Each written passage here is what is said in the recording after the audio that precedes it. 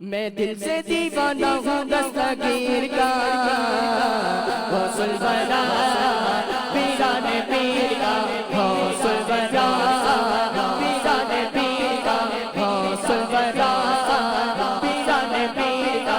दिल से दीवाना हूँ दस्तगीर का, गौसुल बना पीराने पीर का, गौसुल बना पीराने पीर का।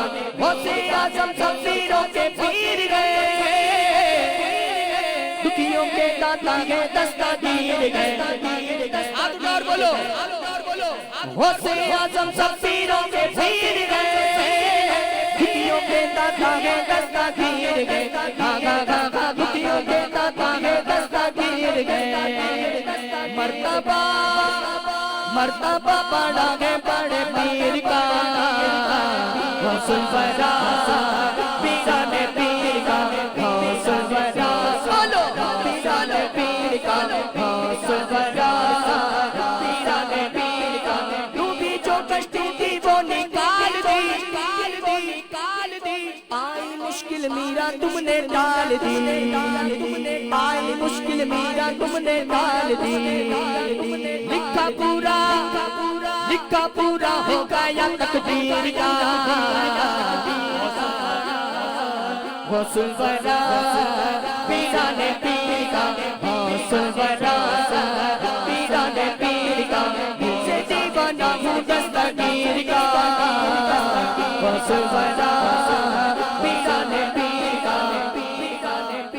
दीवानों हाथ उठाओ और बोलो, दिल से दीवाना हूँ दस्तगीर का, गौसुल बना पीराने पीर का, गौसुल बना पीराने पीर का। नारे गौसिया